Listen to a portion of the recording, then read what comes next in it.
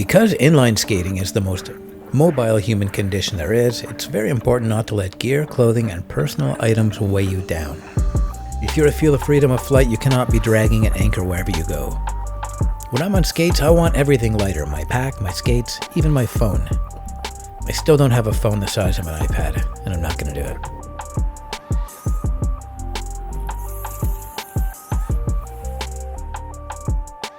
This is the camera I shot my first skate video with. I still use it occasionally, but I don't lug it around very far. This thing is a real backbreaker. This Insta360 1R is a small camera with big features like smooth cam, 360 degree filming, and an invisible camera stick. It's so light I sometimes even forget I'm holding it, which is more than I can say for this drone. This DJI standard drone captured some amazing video, but shortly after getting it, it was reclassified so that basically it was too big for anywhere. Practically speaking, it was huge. It didn't fit in a backpack. I needed a whole other giant bag for my gear when I brought this out. My new drone, the Mavic Mini, is beansy, quiet, and very steady. I love it. Look, the new remote and drone are much smaller together than the old controller. Even my skate wrench has a streamlined, balanced design, and it does the job of 3 tools, so. My dog has nothing to do with skating, but he's my all-time favorite Smallification. I chose the most amount of dog that you can put in the smallest package. The Ridge wallet, the inspiration for this Smallification video, is a huge leap in wallet technology. It even looks like it was made to match the most beautiful skate on the planet, the Adapt. This carbon fiber Smallet carries up to 12 cards, so goodbye wallet that I need a backpack to carry. That's the burnt titanium, and there's a bunch of other dope designs. If you want to get this Smallet, you can get 10% off today with free worldwide shipping and returns by going to ridge.com/BSS345 and use the code BSS345. So on my person today, we have a microfiber towel, drone, camera stick, mask, phone, keys on a carabiner, Smallet, the Ridge wallet, and a small water. That's it, I'm feeling light. I even dressed in an attempt to keep my session light. Long pants and a polo shirt should help gentlify me. I was planning to drift to the park and show you how easy it is to float to where I will fly my drone, even though I'm packing a mobile production unit and skate session supplies. But about 30 seconds into my session, I became painfully bored with skating slow, and I just reverted to my usual pace. So here I'm planning to go to this park where I might be able to put my drone up. I was definitely ready to explore further if there's too many people.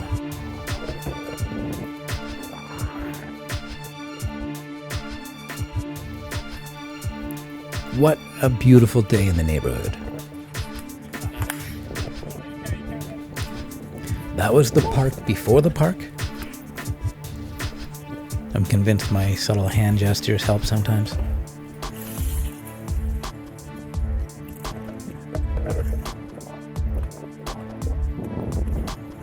Now this park is teeming with people.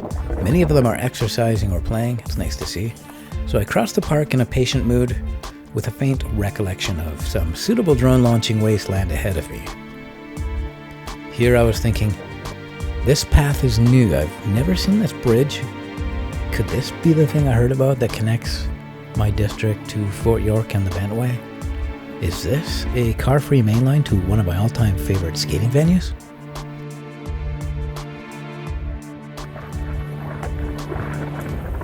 Oh my god, I'm at the Bentway. I got to the Bentway just like that. It's a wholly short kind of road infrastructure.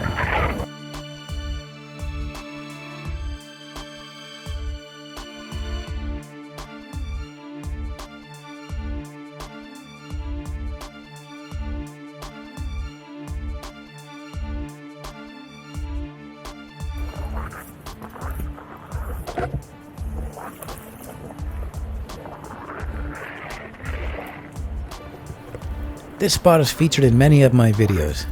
The gentle but fast downhill under the bridge always gives me the chills.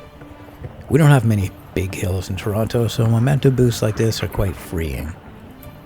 The Bentway under the bridge will be the meeting place for our next international group skate of 2021.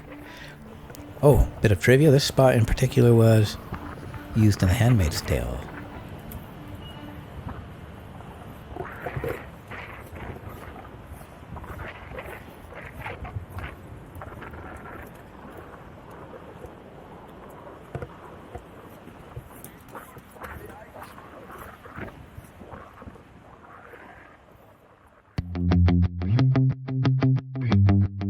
Okay, here I forgot my mission. Get that drone up, and don't skate so hard that a map of South America appears on the back of my pants. It was not supposed to go down like this, honestly. There are plenty of places to launch and relax. At 249 grams, this drone is legal to fly almost anywhere. It's basically classed as a toy, but I'm going to be careful and keep it away from people. I also like to keep it lower than the buildings around me.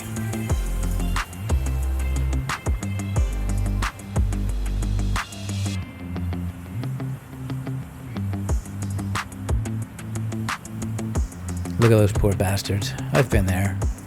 2 kilometers per hour for like an hour.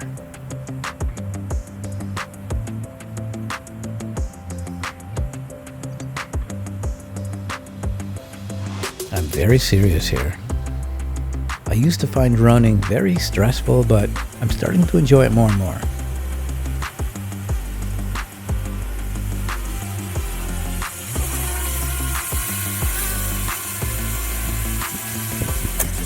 Ouch. And just like that, mission accomplished. I'll keep that drone footage forever. And then I get lucky with a very sweet OPD. That's other person's dog. Aren't you a sweetie? I love OPDs. Now, this confrontation has to do with OPDs. Listen for the barks.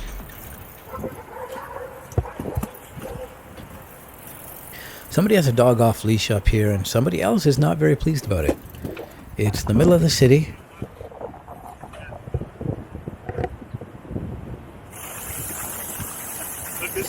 Put your dog on a leash, bro.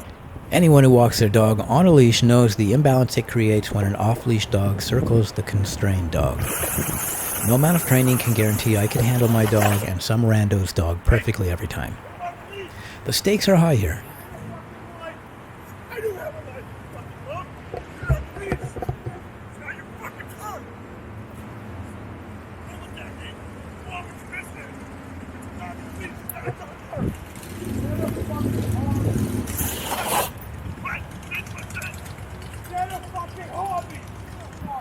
This dog looks like a complete sweetheart. I bet he is. But little dogs on leashes get murked all the time by big dogs off leashes. It's a real problem.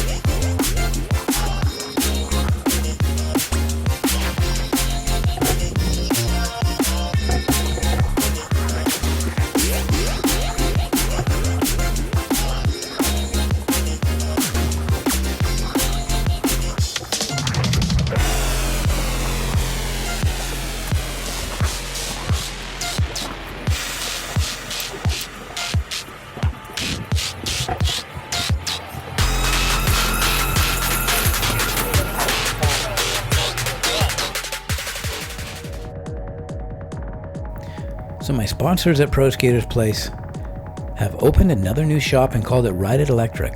I love what they're doing because I believe the future of our city's health relies on people transporting themselves with smaller vehicles or on their own 2 skates. I've never ridden a scooter in my life. I was quite impressed with myself. The Citybug ES315D passed the crack test easily, but its name needs a lot of work. Citybug ES315D.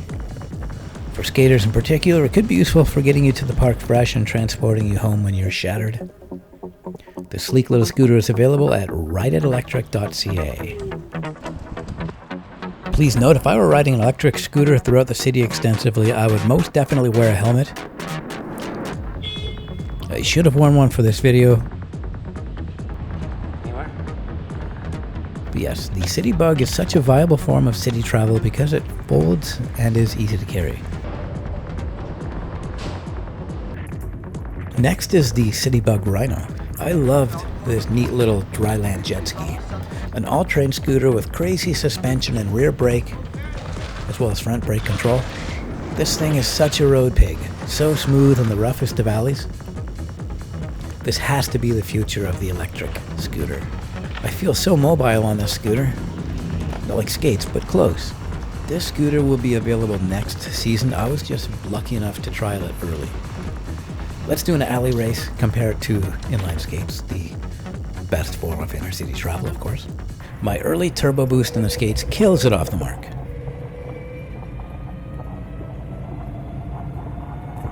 But the smooth super scooter surges to catch up, but runs out of road. The skates take it. Pretty impressive. I think that did better than the boosted board race. Back to the end of the current session. So by flying, I mean the point where I'm circling my home like a hawk looking for a perfect place to land. One final power stop.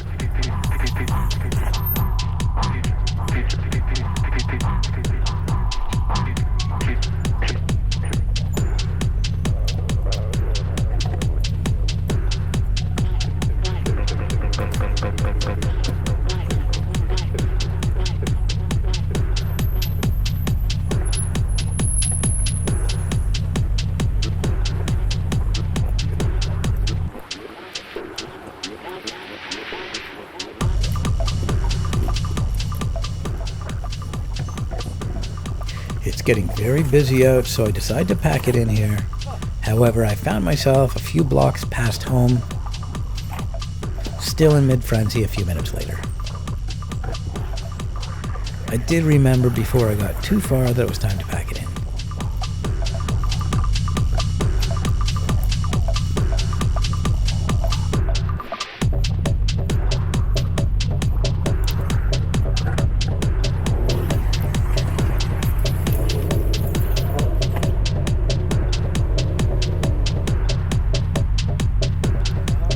Yes, bet you didn't know I was packing my ridge all along.